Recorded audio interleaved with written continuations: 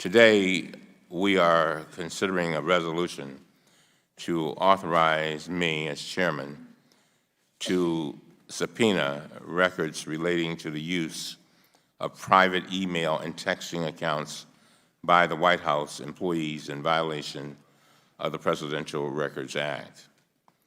The Presidential Records Act was enacted in the aftermath of the Watergate scandal. And I want to remind all members, it is the law. It's the law. It makes clear that White House records belong to the public, not the President. The law requires that the President and senior advisors to the President preserve the official records of the White House. The law prohibits federal employees from using non-official email accounts for official business unless the employees copy their official account or forward copies to their official accounts within 20 days. Again, I emphasize, it is the law. For years, our committee has been responsible for updating and enhancing these laws and for conducting oversight on compliance with them. We have done that during the Republican and Democratic administrations alike. In this case, it has become clear that the committee needs to examine the use of personal email and other text message accounts by this White House carefully, because the committee has already received evidence of multiple senior officials using their personal accounts to conduct official business. For example, Jared Kushner's attorney confirmed to the committee that he uses the messaging application WhatsApp to communicate with foreign individuals. Ivanka Trump's attorney admitted that she receives emails about official business to her personal email account and does not forward them to her official account within 20 days as required by law. According to Special Counsel Robert Mueller's report, Steve Bannon admitted that he, and I quote, regularly used his personal BlackBerry and personal email for work-related communications and took no steps to preserve these work communications, end of quote. That is an admitted violation of federal law, an admitted violation of federal law. And this was not a low-level employee. This was one of the President's closest advisors. This investigation began as a bipartisan one. Listen up, listen to this carefully, members. In March 2017, Chairman Jason Chaffetz requested information about whether officials in the White House were using personal email accounts in violation of the Presidential Records Act. In September 2017, Chairman Trey Gowdy renewed the committee's request and requested new information about the identities of individuals who have used private email accounts or text messages and other phone-based messaging applications to conduct official business. In response, the White House gave us only a couple of pages of policy documents, a commitment to conducting an internal review, and a promise to follow up with us when their internal review was concluded.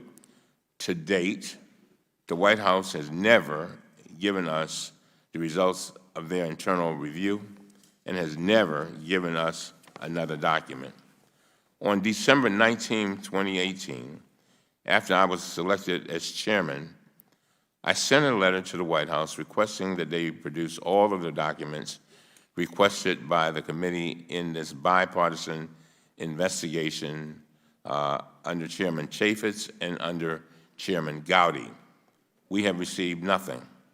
Since my selection as chairman, the White House has refused to produce even a single document in response to the committee's request. As a result, on July 1st, 2019, I sent a letter explaining that in light of the White House's complete refusal to provide any documents whatsoever, the committee is now seeking copies of all emails or texts sent or received in violation of federal law and the White House's own policy. We need these documents to understand why the White House officials are violating the Presidential Records Act, why they are attempting to keep certain communications out of the official record system, and whether sensitive information is being properly protected, and whether legislative changes should be made to prevent similar violations in the future. There is significant precedent for this investigation. In 2007, this committee investigated violation of the Presidential Records Act by officials in the Bush administration. The committee's investigation revealed that senior White House officials conducted official business using email accounts maintained by the Republican National Committee.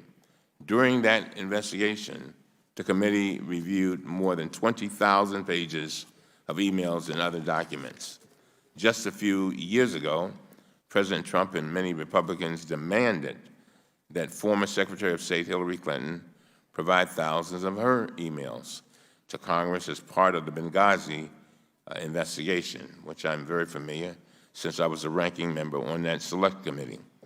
Representative Gowdy, then the chairman of the Benghazi Select Committee, demanded copies of all emails relating to Benghazi sent or received by Secretary Clinton using her personal email account. We received those documents, and I called for them to be made public. Our approach today should not be different merely because President Trump is the president.